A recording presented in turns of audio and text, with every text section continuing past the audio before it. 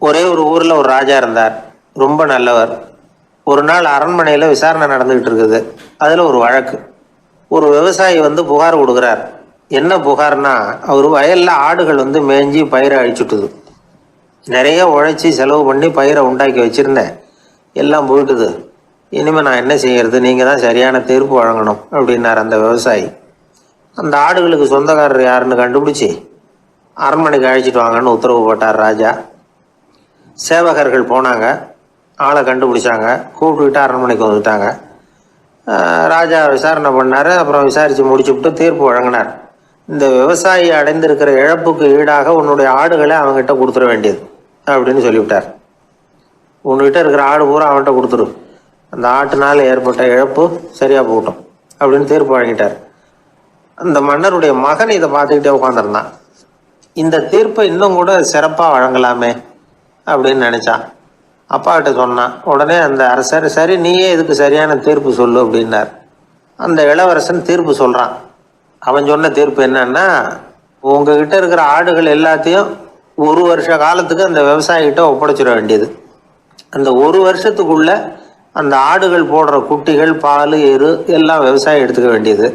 ஒரு வருஷத்துக்கு அப்புறம் உங்களுடைய ஆடுகளை நீங்களே திருப்பி வாங்கிக்க வேண்டியது. இதுதான் இளவரசன் சொன்ன தீர்ப்பு. இது சரியான தீர்ப்பு தான். இனிமே என்னுடைய அரச பொறுப்புகளை இளவரசர் வசம் ஒப்படைக்கிறேன் அப்படின்னு சொல்லி ஒப்படைச்சுட்டாராம். அதாவது தாவூத் நபி, சுலைமான் நபி இவர்களுடைய சரித்திரத்தில் இந்த சம்பவம் காணப்படுறதாக ஒரு நண்பர் சொன்னார். ஒரு தண்டனையை பெறுகிறவன் அதுக்கு பிறகு சமூகத்தில் நல்ல விதமாக வாழறதுக்கு வாய்ப்பு இருக்கிறது மாதிரி அமையணும் தீர்ப்பு. அதுக்கு இது ஒரு உதாரணம். சில தீர்ப்புகள் எப்படி அமைஞ்சு விடுதுன்னா, ஒரு தண்டனையை அனுபவிச்சு முடிச்சவன் அதுக்கப்புறம் இந்த சமூகத்தில் நல்லவனாக வாழறதுக்கு நினைச்சா கூட அதுக்கு தகுதி இல்லாதவன் அப்படிங்கிற அளவுக்கு சூழ்நிலை அமைஞ்சிருது. இது சிந்திக்க வேண்டிய ஒரு செய்தி. இன்னொரு ஊரில் ஒரு ராஜா இருந்தார். அவர் ஒரு நாள் ஒரு போட்டி வச்சார். என்ன போட்டின்னா, அரண்மனை வாசலில் ஒரு பெரிய நீச்சல் குளம், அதில் நிறைய விஷப்பாம்புகள்.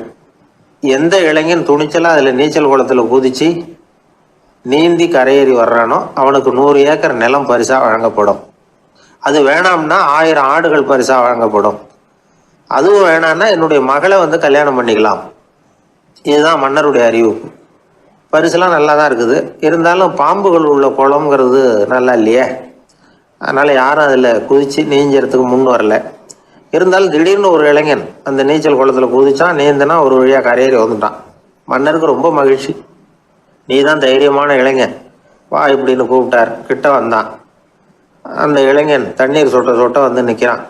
சரி, உனக்கு 100 ஏக்கர் நிலம் வேணுமான்னு கேட்குறார். வேண்டாங்கிறான். சரி, அப்படின்னா 1000 ஆடுகள் வேணுமான்னு கேட்குறார். அதுவும் வேணாங்கிறான். ஓ, அப்படின்னா என் பொண்ணை கல்யாணம் பண்ணிக்கிறியா அப்படின்னு கேட்குறாரு. அதுவும் வேணாங்கிறான். ராஜாவுக்கு ஒன்றும் புரியல. அப்படின்னா உனக்கு என்னதான் வேணும் அப்படிங்கிறார். என்னை பிடிச்சி இந்த குளத்துல தள்ளி விட்டவன் யாருங்கிறது எனக்கு தெரியணும் அப்படின்னா. ஒரு பூங்கா, அங்க ஒருத்தர் நின்றுட்டு இருக்கிறார். நின்றுக்கிட்டே ஏதோ ஆழ்ந்த யோசனையில் இருக்கிறார். அந்த பக்கமா இன்னொருத்தர் வந்தார். இவரை கவனிச்சார். என்ன யோசனைன்னு கேட்டார். எப்படி எழுந்திருக்கிறதுன்னு யோசனை பண்ணிட்டு இருக்கிறேன்னாரு அவர். கேட்டவருக்கு ஒரு மாதிரி ஆயிட்டுது. ஏற்கனவே நின்றுகிட்டு இருக்கிற ஒருத்தர் எப்படி எழுந்திரிச்சு நிற்கிறதுன்னு யோசிக்கிறாருன்னா அது ஆச்சரியம் தானே. அதுக்கப்புறம் இவர் யோசிக்க ஆரம்பிச்சார். என்ன இவர் இப்படி பேசுறாரு அப்படின்னு. கீழே விழுந்தாதானே எழுந்திரிச்சு நிற்க முடியும். அதனால எழுந்திரிக்கணும்னு நினைக்கிறவங்க முதல்ல கீழே விழணும். இவர் முதல்ல கீழே விழணும், அதுக்கப்புறம் தான் எழுந்திருக்கிறது எப்படின்னு சிந்திக்க முடியும். இந்த உலகத்துல எல்லாருமே கீழே விழுந்து எழுந்தவர்கள் தான். இப்போ இந்த குழந்தை பருவத்தில் கீழே விழாம நடைபயில கற்றுக்கிட்டவங்க யாராவது உண்டா? சின்ன வயசுல ஒரு தடவை கூட கீழே விழலை சார், அப்படியே பிறந்தார் வளர்ந்தார் பெரியவர் ஆயிட்டார் அப்படின்னு யாரையும் சொல்ல முடியாது. அதனால மனுஷங்கிறவன் விழுந்து புரண்டு எழுந்து தான் நடக்க கத்துக்கிறான். ஒரு உண்மையை நாம எல்லாரும் புரிஞ்சுக்கணும். இந்த உலகத்துல தவறு செய்யாத மனிதர்களே யாரும் கிடையாது.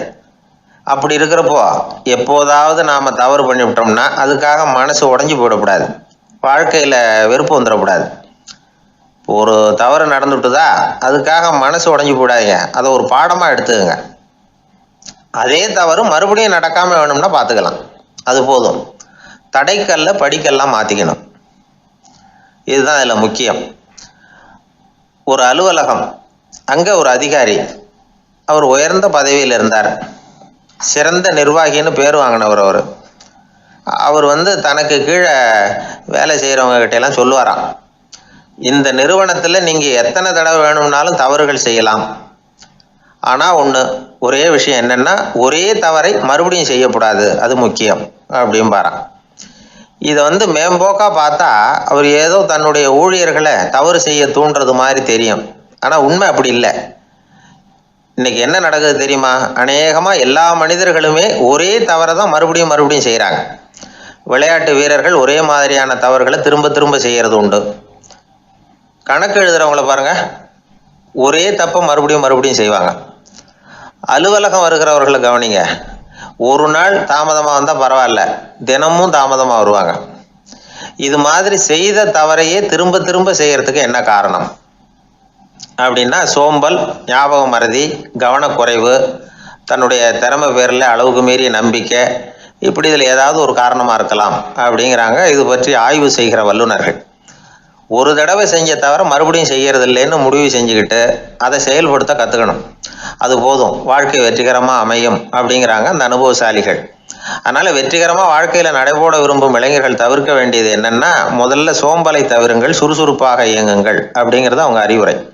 ரெண்டாவது ஞாபக மறதி, எந்த செயல்லையும் ஈடுபாடு வேணும், அக்கறை வேணும். மூணாவது கவனக்குறைவு, எதையும் அலட்சியப்படுத்தக்கூடாது. நாலாவது என்னால் முடியாதது எதுவுமே கிடையாது அப்படிங்கிற அளவுக்கு மீறிய நம்பிக்கை, அது ஆபத்தில் கொண்டு போய் விட்டுரும்.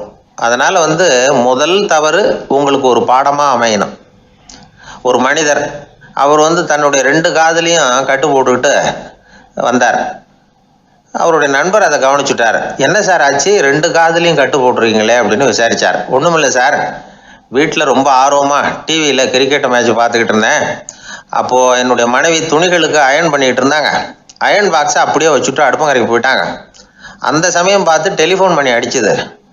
அவசரமாக ஓடி போய் அதை எடுத்து காதில் வச்சேன். அப்போ தான் தெரியும் அது அயர்ன் பாக்ஸுங்கிற விஷயம். சூடாக இருந்ததா, சுட்டு விட்டுது அப்படின்னார். ஒரு காது சரி சார், 2 காதும் ஏன் அப்படி ஆச்சு அப்படின்னு கேட்டார். அதே ஆள் மறுபடியும் ஃபோன் பண்ணா சார் அப்படின்னார் இவர். இவர் எவ்வளோ தூரம் யோசிச்சிருப்பார் பாருங்க. அதனால் ஒரு தவறு மறுபடியும் நடக்கக்கூடாது. முதல் தவறு உங்களுக்கு ஒரு பாடமாக அமையட்டும் அப்படிங்கிறது தான் இதிலேருந்து நாம் தெரிந்து கொள்ள வேண்டிய கருத்து. அதனால் தவறுகள் அதெல்லாம் தடைக்கெல்லாம் நினைக்க வேண்டாம், படிக்கெல்லாம் நினைப்போம். அப்படி நினைச்சோம்னா வாழ்க்கையில் வெற்றி நிச்சயம். அன்பாக இருக்கணும்னு அநேக பெரியவங்க சொல்லியிருக்கிறாங்க. நாமளும் அதை கேட்டுவிட்டு அன்பு காட்டுறதுக்கு தயாராக தான் இருக்கிறோம். அதை வாங்கிறதுக்கு தான் ஆளை காணும். இருந்தாலும் அன்பில் எத்தனையோ வகை உண்டு. அதை சரியாக புரிஞ்சுக்கிட்டு அதுக்கப்புறம் அன்பு காட்ட ஆரம்பிக்கணும். வகையை புரிஞ்சிக்காமல் அன்பு காட்டினா வம்புல மாட்டிக்க வேண்டியது தான். அன்புன்னா சாதாரணமாக நினச்சி விடாதீங்க. அதில் எவ்வளோ விதம் தெரியுமா? இரக்கம், கருணை, காருண்யம், பந்துத்துவம், பட்சம், பாசம், நேசம், விசுவாசம், அபிமானம், காதல், பக்தி, இப்படி பல விதமாக அதை பற்றி சொல்லி வச்சிருக்கிறாங்க பெரியவங்க. இந்த வார்த்தைகள்லாம் நாம் கேள்விப்பட்டது தான். இருந்தாலும் அதுகளுக்குள்ள என்ன வித்தியாசம்னு கேட்டால் சரியாக சொல்ல தெரியாது. அதனால் இந்த வார்த்தைகளுக்கெல்லாம் பெரியவங்க என்ன விளக்கம் சொல்கிறாங்கன்னு இப்போ பார்க்கலாம். எளியவர்கள் மேலே செலுத்துகிற அன்பு இருக்கு பாருங்க, அதுக்கு இரக்கம்னு பேர். அறிவு பலம், சரீர பலம், இது ரெண்டும் இல்லாதவங்க மேலே, அதாவது வலிமையற்றவர்கள் மேலே செலுத்துகிற அன்பு இருக்கு பாருங்க, அதுதான் கருணை. எறும்புலேருந்து யானை வரைக்கும் சகல ஜீவராசிகள் மேலேயும் காட்டுற அன்புக்கு காருண்யம்னு பேர், ஜீவகாருண்யம். சிவி சக்கரவர்த்தி காட்டின அன்பு இந்த ரகம். உறவினர்கள், சொந்தக்காரங்க, அவங்க வசதியாக இருந்தாலும் வறுமையில் இருந்தாலும் வித்தியாசம் இல்லாமல் காட்டுற அன்பு இருக்கு பாருங்க, அதுக்கு பேர் பந்துத்துவம். ஒரு எஜமானன் வேலையாள்கிட்ட காட்டுற அன்பு இருக்கு பாருங்க, அதுக்கு பேர் தான் பட்சம்.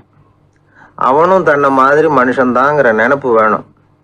ஒரு தாய் தன்னுடைய குழந்தை மேலே, ஒரு குழந்தை தன்னுடைய தாய் மேலே செலுத்துகிற அன்புக்கு பாசம்னு பேர். ஈருடல் ஓர் உயிர்னு நினைக்கிறது இது. ராமரும் கௌசலையும் இதுக்கு உதாரணம். தம்மை ஒத்த நண்பர்கள் கிட்ட செலுத்துகிற அன்புக்கு நேசம்னு பேர். வயசு, செல்வம், அந்தஸ்து, இந்த வித்தியாசமெல்லாம் பார்க்காம அவங்க சுக துக்கத்தில் சமபங்கு எடுத்துக்கிறது இது. கிருஷ்ணன் குசேலர்கிட்ட காட்டினது இந்த ரகம். வேலை செய்கிறவன் முதலாளிகிட்ட காட்டுற அன்புக்கு விசுவாசம்னு பேர். தேசத்து மேலேயும் தாய்மொழி பேர்லையும் செலுத்துகிற அன்புக்கு அபிமானம்னு பேர். தேசாபிமானம்னு சொல்கிறோமே, இதுதான். ஒரு கணவன் மனைவி பேரில் காட்டுற அன்புக்கு காதல்னு பேர். கடவுள் பேரில் செலுத்துகிற அன்புக்கு பக்தின்னு பேர். இப்படி அன்புல பல ரகம் இருக்கிறப்போ அதில் உள்ள வித்தியாசம் தெரியாமல் இடம் மாற்றி அன்பு காட்டினா இடைஞ்சல் தான். சரி, இந்த அன்பை பற்றி விஞ்ஞானம் என்ன சொல்லுது தெரியுமா? இதயத்தை பாதுகாக்கிறதுக்கு முக்கியமாக தேவைப்படுற ஒன்று இந்த அன்பு தான்னு சொல்லுது. நெதர்லாந்து விஞ்ஞானிகள் இதை ஆராய்ச்சி பண்ணியே கண்டுபிடிச்சிருக்கிறாங்க. கொஞ்சம் முயல் குட்டிகளை 2 பிரிவாக பிரித்தாங்க. 2 குரூப்புக்கும் கொழுப்பு அதிகமாக உள்ள ஆகாரத்தையே கொடுத்துக்கிட்டு வந்தாங்க. ஆனால் ஒரு குரூப்புக்கு வெறுமன ஆகாரத்தை கொடுத்ததோட சரி, இன்னொரு குரூப்பு முயல்களுக்கு ஆகாரம் கொடுத்ததோடு நிறுத்திக்கல. அதுக்கு முன்னாடி கூண்டுகளை திறந்து விட்டு முயல்களை கொஞ்ச நேரம் எடுத்து கொஞ்சி விட்டு அதுக்கப்புறமா ஆகாரம் கொடுத்தாராம் ஆராய்ச்சியாளர். இந்த குரூப்புக்கு இதய பாதிப்பு 60% குறைச்சலாக இருந்துதான். சில நோயாளிகளுக்கு ஹார்ட் அட்டாக் வந்தாலும் அதை தாங்கிக்கிட்டு குணமாகிற சக்தி அதிகமாக இருக்குது. இது எப்படின்னு ஆராய்ச்சி பண்ணி பார்த்துருக்குறாங்க. அவங்கெல்லாம் மனைவி தன் பேரில் ரொம்ப அன்பாக இருக்கிறதாக நினைக்கிறவங்களாம் இருக்கிறாங்களாம். இதய நோயாளிகள் பல பேரை சந்தித்து இதய நோய் ஏற்பட என்ன காரணம்னு கேட்டிருக்கிறாங்க. அவங்க சொன்ன காரணம்லாம் சாப்பாடு சம்மந்தமாக இல்லையா, மனைவி அன்பா இல்லை, இப்படிப்பட்ட காரணத்தை தான் சொல்கிறாங்களாம். அதனால் இதயத்தை பாதுகாக்கணும்னு நினைக்கிறவங்க அடுத்தவங்க அன்பாக இருக்கிறது மாதிரி பார்த்துக்குங்க, அதுதான் முக்கியம். ஒருத்தர் முகம் பூரா பிளாஸ்டரி போட்டுக்கிட்டு வந்தார். ரொம்ப கோபமாக, என்னங்க ஆச்சுன்னு விசாரித்தேன். எல்லாம் உங்களால் தான் சார்னார். விவரமாக சொல்லுங்களேன். என்ன உங்கள் தகவலை கேட்டுட்டு ஒரு பூனைக்குட்டியை கையில் எடுத்தேன், அன்பாக அதை தடவி கொடுக்கறதுக்காக. ஆனால் அது முந்திக்கிட்டது, அது என் முகத்தை தடவி கொடுத்துட்டுது, முகம் பூரா நகை கீறல், அதுதான் இப்படி அப்படின்னார். அன்புல அறிவு சேராததுனால வந்த கோளாறு இது. எனக்கு ஒரு நண்பர், அவர் ஒரு வழக்கறிஞர். ஒரு நாள் அவர்கிட்ட பேசிக்கிட்டு இருந்தேன். அப்போ கேட்டேன், ஏன் சார் நீங்கள்லாம் கோர்ட்டில் வாதாடுறப்போ கருப்பு நிற அங்கி அணியிறீங்களே, அதுக்கு என்ன காரணம்? சட்டத்துக்கும் கருப்பு கலருக்கும் என்ன சம்பந்தம் அப்படின்னு கேட்டேன். அது ஒரு சுவாரஸ்யமான கதைன்னார் அவர். சொல்லுங்களேன் அப்படின்னு அவர் சொன்னார். கிபி 1694 இங்கிலாந்து அரசி 2வது மேரிங்கிறவர் இறந்து போனார். அந்த ராணியோட கணவர் 3ஆம் வில்லியம், அவரு ஒரு உத்தரவு போட்டாராம்.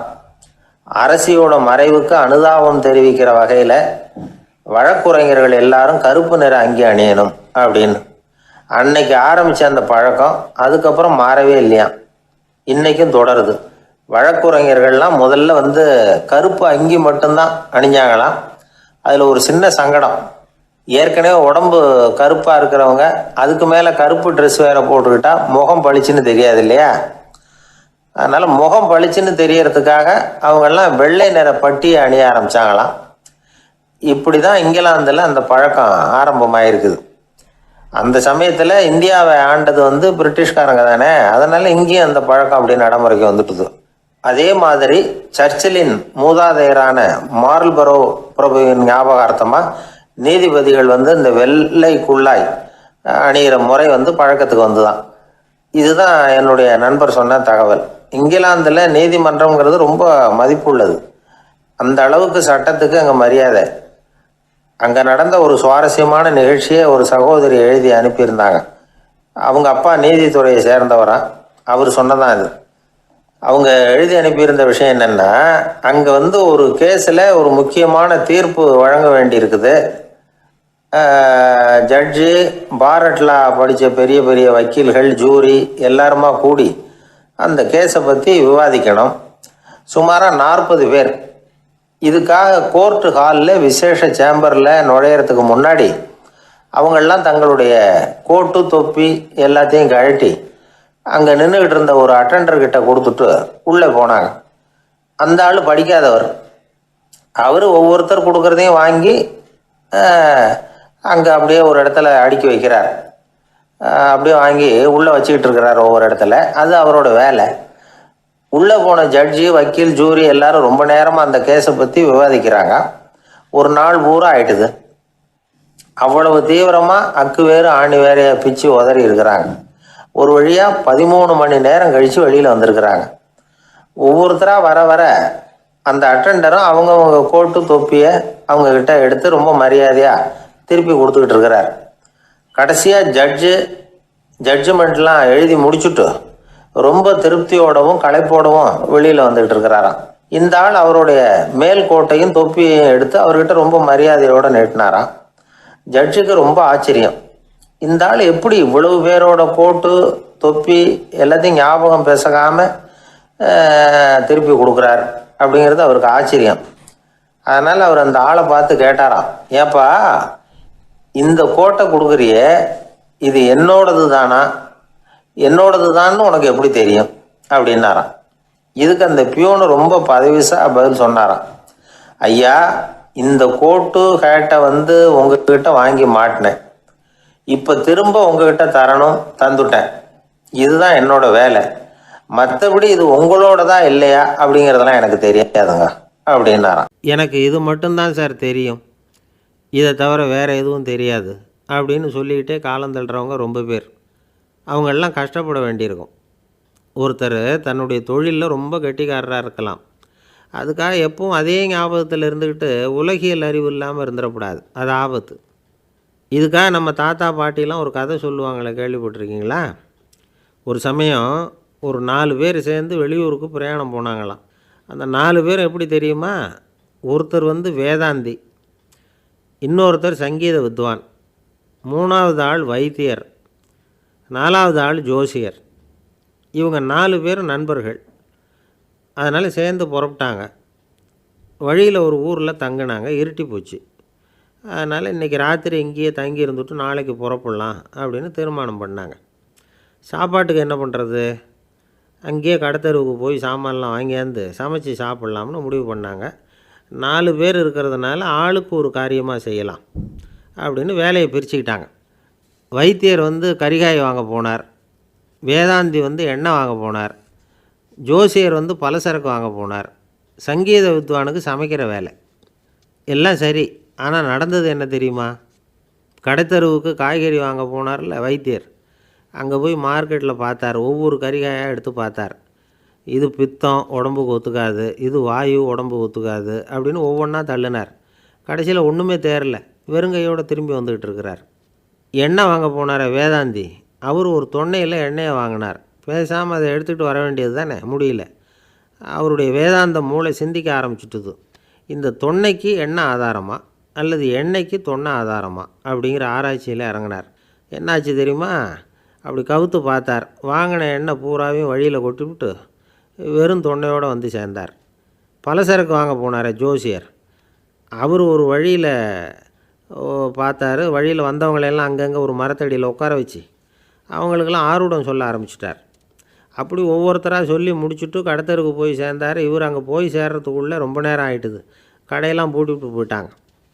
என்ன செய்கிறது? அவரும் வெறுங்கையோடு திரும்பி சேர்ந்தார். சரி, இவங்க கதை தான் இப்படி ஆச்சு. அங்கே சமைக்கிறதுக்காக உட்காந்துருந்தார் சங்கீத வித்வான், அவர் கதை என்னாச்சு தெரியுமா? அங்கே அவர் அடுப்பை பற்ற வச்சு ஒலையை கொதிக்க வச்சார். அதாவது ஒரு பானையில் தண்ணியை ஊற்றி அடுப்பில் வச்சார். அது கொதிக்க ஆரம்பிச்சிது. தண்ணி கொதிக்கிற சத்தம் இருக்குதுல்ல, அது இவருக்கு தாளம் போடுறது மாதிரி இருந்தது. ஒரே குஷி, பாட ஆரம்பிச்சிட்டார். பாடிக்கிட்டே உற்சாகமாக கையில் இருந்த கரண்டியால் அந்த பானையில் தட்டினார், தாளம் போடுறதா நினச்சிக்கிட்டு. அவ்வளவுதான், பானை பட்டுன்னு உடஞ்சி போச்சு. தலையில் கையை வச்சுக்கிட்டு அவரும் உட்காந்துட்டார். எந்த தொழில் தெரிஞ்சாலும் சரி, அதை புத்திசாலித்தனமாக பயன்படுத்த தெரியலன்னா ஆபத்து தான். அதுக்காக தான் இந்த கதை. ஒரு பஸ்ஸு டிரைவர் ரொம்ப கெட்டிக்காரர். பஸ்ஸை ரொம்ப திறமையாக ஆபத்து இல்லாமல் ஓட்டினதுக்காக பரிசுலாம் வாங்கினவர். அவரே ஒரு படகு ஓட்டுறதுக்காக அழைச்சிட்டு போயிருக்கிறாங்க, மோட்டார் படகு. அதையும் ரொம்ப திறமையாக தான் ஓட்டிகிட்டு போயிருக்கிறாரு. நடுக்கடலில் போனதும் படகு நின்று போச்சு. மோட்டாரில் ஏதோ கோளாறு. என்ன செய்யலாம் அப்படின்னு அந்த டிரைவரை கேட்டிருக்கிறாங்க படகுல இருந்தவங்கெல்லாம். அப்போ அவர் சொன்னாராம், கவலைப்படாதீங்க, ஒன்றும் பிரச்சனை இல்லை, எல்லோரும் கொஞ்சம் கீழே இறங்கி பின்னாடி தள்ளுங்க, மோட்டார் ஸ்டார்ட் ஆகிடும் அப்படின்னாராம். ஒரு காலத்தில் பிரஷ்யா அப்படின்னு ஒரு தேசம் இருந்தது. இப்போ ஜெர்மனி இருக்குல்ல, இதோட பெரும்பகுதி ஒரு காலத்தில் பிரஷ்யாங்கிற பேரில் இருந்தது. அப்போ அதுக்கு அரசராக இருந்தவர் மகா ஃப்ரெடரிக், அதாவது ஃப்ரெடரிக் தி கிரேட் அப்படின்னு சொல்லுவாங்க. அந்த ராஜாவுக்கு ஒரு சந்தேகம், நாம் பல வகையான வரிகளை விதித்து வசூல் பண்ணுறோம், அப்படி பண்ணி வருமானம் குறைஞ்சிக்கிட்டே போகுதே, இதுக்கு என்ன காரணமாக இருக்கும்? இதுதான் அவருக்கு ஏற்பட்ட சந்தேகம். ஒரு சமயம் அந்த அரசர் தம்முடைய அமைச்சர்களையும் பிரபுக்களையும் தளபதிகளையும் கூப்பிட்டு ஒரு விருந்து வச்சார். விருந்து முடிஞ்சதும் அவங்கள பார்த்து இந்த சந்தேகத்தை கேட்டார். வரிகள் அதிகமாக விதித்து வருமானம் குறையறதுக்கு என்ன காரணம் அப்படின்னு கேட்டார். பல பேருக்கு இதுக்கு சரியாக பதில் சொல்ல தெரியல. அனுபவசாலியான ஒரு தளபதி எழுந்திருச்சார். அரசே, அது எப்படிங்கிறத இப்போ உங்களுக்கு காட்டுறேன்னார். உடனே ஒரு பெரிய பனிக்கட்டி ஒன்றை தன்னுடைய கையில் எடுத்தார். அதை அப்படியும் எப்படியும் திருப்பி பார்த்தார். அப்புறம் அடுத்தவர்கிட்ட கொடுத்தார். அவரும் அதை அப்படியும் இப்படியும் திருப்பி பார்த்துட்டு அடுத்தபடியாக இருந்தவர்கிட்ட கொடுத்தார். இப்படியே இதை ஒவ்வொருத்தராக பார்த்துட்டு ஒவ்வொரு கையாக மாறி கடைசியில் மன்னர் கைக்கு போய் சேர்ந்தது. மன்னர் கைக்கு அந்த பனிக்கட்டி போய் சேர்ந்தப்போ அது கொஞ்சம் கொஞ்சமாக உருகி ஒரு பட்டாணி கடலை சைஸுக்கு ஆகிட்டுது. மன்னர் யோசனை பண்ணார், வரி அதிகமாக போட்டாலும் வந்து சேர்றது குறைவாக இருக்கிறதுக்கு என்ன காரணம் அப்படிங்கிறது அவருக்கு புரிஞ்சு போச்சு. காலம்தான் மாறிக்கிட்டு இருக்கே தவிர இந்த கையூட்டு வாங்குகிற பழக்கம் மாறினதாக தெரியல. இன்னொரு ராஜா இருந்தார். அவர் தன்னுடைய ராஜாங்கத்தில் லஞ்ச ஊழலே சுத்தமாக இருக்கக்கூடாது அப்படின்னு நினச்சார். அவர்கிட்ட பல்வேறு துறைகளுக்கும் பொறுப்பாக இருந்த பல பேரும் ரொம்ப சுத்தமாகவும் நேர்மையாகவும் இருந்தாங்க. ஒரே ஒருத்தர் மட்டும் எல்லார்கிட்டையும் லஞ்சம் வாங்கிட்டே இருந்தார். அவரை வேறு துறைகளுக்கு மாற்றி பார்த்தாரு. அந்த ராஜா என்னென்னமோ பண்ணி பார்க்குறாரு. எந்த வேலையை கொடுத்தாலும் அதுலேயும் லஞ்சம் வாங்கிறதுக்கு ஒரு வழியை உண்டு பண்ணிக்குவார் அந்த ஆள். ராஜாவுக்கு இது ஒரு பெரிய தலைவலியாக போட்டுது. இவர் என்ன பண்ணுறது, இவருக்கு என்ன வேலையை கொடுக்கறது, கொஞ்சம் கூட லஞ்சம் வாங்கிறதுக்கு சான்ஸே இல்லாத ஒரு வேலையை கொடுக்கணும் அப்படின்னு திட்டம் போட்டார். ஒரு நாள் அவருக்கு அந்த உத்தரவும் போட்டுட்டார். அதாவது அவருக்கு என்ன வேலைன்னா, கடற்கரையில் தான் அவருக்கு ஆஃபீஸ். அங்கேயே இருந்துக்க வேண்டியது. தினமும் எத்தனை கடல் அலை கரையில் வந்து மோதுது அப்படிங்கிறத கணக்கெடுத்து ராஜாவுக்கு தெரிவிக்க வேண்டியது. இதுதான் அவருக்கு வேலை. பேசாமல் அலையை எண்ணிட்டு உட்காந்துருக்கட்டும், அப்போவாவது அவர் லஞ்சம் வாங்குகிற சந்தர்ப்பம் இல்லாமல் போயிடும் அவருக்கு அப்படின்னு நினச்சார் ராஜா. இந்த ஆள் கடற்கரைக்கு போய் டியூட்டியில் ஜாயின் பண்ணிக்கிட்டார். ஒரே மாதத்தில் அங்கே சொந்தமாக ஒரு பிரம்மாண்டமான மாளிகை கட்டிவிட்டார். ராஜாவுக்கு இது பெரிய ஆச்சரியமாக போச்சு. அலையை என்ற வேலையில் அந்த ஆள் எப்படி பணம் சம்பாதிச்சார் அப்படின்னு விசாரித்து பார்த்தார் அக்கம் பக்கத்தில். அந்த ஆள் என்ன பண்ணியிருக்கிறாருன்னா, கடற்கரையில் போய் பொறுப்பை ஏற்றுக்கிட்ட உடனே அங்கே இருந்த மீனவர்கள்கிட்ட எல்லாம் இந்த கரையில் வந்து ஒரு நாளில் வந்து மோதுகிற அலைகள் எத்தனை அப்படின்னு கேட்டிருக்காரு. அது எப்படிங்க தெரியும்னு இருக்காங்க அவங்க. தினமும் அந்த எண்ணிக்கை தெரியணும். நம்ம ராஜாவுக்கு தினமும் அறிக்கை அனுப்பணும், டெய்லி ரிப்போர்ட்டு. தவறுனா நீங்கள் இந்த கடலில் போய் மீன் பிடிக்கிறதுக்கு ராஜாவோட அனுமதி கிடைக்காது அப்படின்ட்டுருக்கார். உடனே மீனவர்கள்லாம் பயந்து போட்டாங்க. கடலுக்கு போகிறதுக்கு அனுமதி இல்லைன்னா பட்டினி கிடக்கிறது மாதிரி ஆகிடுமே. மெதுவாக அந்த ஆளுக்கிட்ட போனாங்க. காதோட காதாக சொன்னாங்க, ஐயா, எங்களால் வந்து கடல் அலையை வந்து எண்ண முடியாது. தினமும் எங்களால் முடிஞ்சதை உங்களுக்கு பணமாக கொடுத்துட்றோம். நீங்கள் தான் ராஜாக்கிட்ட சிபாரிசு பண்ணி நாங்கள் தொடர்ந்து மீன் பிடிக்கிறதுக்கு அனுமதி வாங்கி கொடுக்கணும் அப்படின்னு வேண்டிக்கிட்டாங்க. பணம் தினமும் வந்து சேர ஆரம்பிச்சுட்டுது. பதவியில் மற்ற பதவியோட இந்த பதவி எவ்வளவோ மேல் அப்படின்னு நினச்சிட்டோம் அந்த ஆள். அது மட்டும் இல்லை, தயவு பண்ணி என்னை இந்த இடத்த விட்டு மாற்றி விடாதீங்க சார் அப்படின்னு வேற கேட்க ஆரம்பிச்சிட்டானா. இமயமலை அடிவாரத்தில் ஒரு மடம். அங்கே ஒரு சன்னியாசி இருந்தார். அவர்கிட்ட ஒருத்தர் வந்தார். சுவாமி, ஆசையை உதற நினைக்கிறேன், முடியல, ஒட்டிக்கிட்டே வருது அப்படின்னாராம். இப்படி உட்கார ஒரு கதை சொல்கிறேன் அப்படின்னு சொல்லி அவர் சொல்ல ஆரம்பித்தாராம். அவர் சொன்ன கதை என்னென்னா, ஒரு ஊரில் ஒரு ஆள் இருந்தான். அவன் பேர் குப்புசாமி. அவன்கிட்ட எப்பவும் ஒரு பழைய தொப்பி இருக்கும், விடவே மாட்டான்.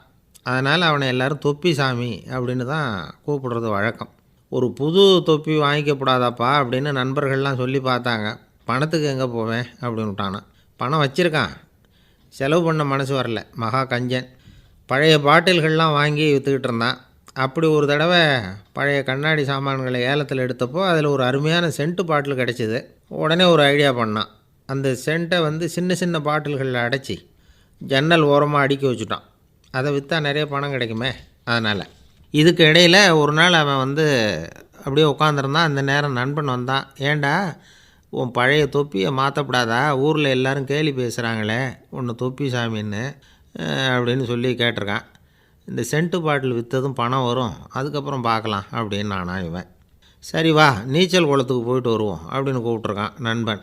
2 பேரும் போனாங்க. அதே நேரம் அந்த ஊர் நீதிபதியும் அங்கே குளிக்க வந்தாராம். அவர்கிட்ட இருந்தது விலை வசந்த ஒரு புது தொப்பி. அதை அங்கே இருந்த ஸ்டாண்டில் மாட்டிவிட்டு குளிக்க போனார். இதுக்கிடையில் குப்புசாமி குளிச்சுட்டு வந்தான். அவனுடைய பழைய தொப்பியை காணலை. அந்த புது தொப்பியை பார்த்தா இது நண்பனுடைய வேலை தான் அப்படிங்கிறதாக புரிஞ்சுக்கிட்டு அதை எடுத்து மாட்டிகிட்டு வந்துட்டான். நீதிபதி குளிச்சுட்டு வந்து பார்க்குறாரு, தொப்பியை காணும். போலீஸில் புகார் கொடுத்தார். அவங்க வந்து தேடினாங்க. ஒரு மூலையில் பழைய தொப்பி கிடச்சிது. அடடா, இது நம்ம குப்புசாமியோட தொப்பி இல்லையா அப்படின்னு நானா ஒருத்தன். உடனே அவன் வீட்டுக்கு தேடிட்டு போயிருக்காங்க. அங்கே போய் பார்த்தா புது தொப்பி அங்கே இருக்குது. உடனே அவனுக்கு 1000 ரூபா அபராதம் போட்டாங்களாம். அவன் பணத்தை கட்டிவிட்டு ரொம்ப எரிச்சலோடு வீட்டுக்கு வந்தான். பழைய தொப்பி கண்ணில் பட்டுது மறுபடியும். உன்னால் தானே எனக்கு 1000 ரூபா நஷ்டம் அப்படின்னு சொல்லி அதை எடுத்துக்கிட்டு அப்படி போயிருக்கான். அந்த ஊர் குளத்தில் வீசி எறிஞ்சிட்டு வந்துட்டான். அது மீன் பிடிக்கிற ஒருத்தன் கையில் சிக்கிச்சு. அவன் வர்ற வழியில் அதை எடுத்து வேகமாக வீசி எறிஞ்சான். அது நேராக குப்புசாமி வீட்டு ஜன்னல் வழியாக உள்ளே வந்து இந்த சென்ட்டு பாட்டில்கள் மேலே விழுந்து எல்லாம் உடஞ்சி நொறுங்கி போச்சு. குப்புசாமி பார்த்தான். தோட்டத்தில் ஆழமாக ஒரு குழியை வெட்டினான். அந்த தொப்பியை போட்டான், மூடிவிட்டான். இதை அடுத்த வீட்டுக்காரன் பார்த்தான். ஏதோ புதையல் தான் வச்சுருக்கான் போல இருக்குன்னு நினச்சான். போலீஸில் போய் புகார் கொடுத்துட்டான். மறுபடியும் போலீஸ் குழியை தோண்டினாங்க. பழைய தொப்பி மறுபடியும் வெளியில் வந்தது. எல்லோரும் சிரிக்கிறாங்க. அன்னைக்கு ராத்திரியே அந்த தொப்பியை எடுத்துக்கிட்டு நேராக புறப்பட்டான். ஒரு கல்லில் அதை சேர்த்து கட்டி குடிநீர் தொட்டி இருக்கும்ல, அதில் போட்டுட்டு வந்துட்டான். இனிமேல் என்ன பண்ணும் பார்ப்போன்னு. ஒரு நாள் திடீர்னு குழாயெல்லாம் அடைப்பட்டு போச்சு. மாநகராட்சி அலுவலர்கள் வந்து என்னன்னு பார்த்தா அந்த பழைய தொப்பி குழாயை அடைச்சிக்கிட்டு இருக்குது. இது குப்புசாமியோட தொப்பிங்கிறது தான் எல்லாருக்கும் தெரியுமே. உடனே குடிநீரை வந்து பாழாக்கணத்துக்காக குப்புசாமிக்கு கோர்ட்டு 2500 ரூபா அபராதம் போட்டுவிட்டுது. அதையும் கட்டிவிட்டு வெளில வந்தான். கடைசியாக முடிவு பண்ணான். ஒரு நெருப்பு குச்சியை கிழிச்சான். தொப்பியை கொளுத்தினான். எரிஞ்சுது. எடுத்து வெளில எரிஞ்சான். கொஞ்ச நேரத்தில் தீ அணைப்பு படம் வந்துட்டுது. ஆமாம், இவன் எடுத்து எரிஞ்சது வெளியில் விழுந்து வீட்டு கூரையே பற்றிக்கிட்டு எரிய ஆரம்பிச்சுட்டுது. அவனோட பணத்தாசையும் அதோடு சேர்ந்து எரிஞ்சு போச்சான். இப்படி ஒரு கதை. இந்த கதையை சொல்லி முடித்தார் அந்த இமயமலை அடிவாரத்தில் இருந்த சன்னியாசி.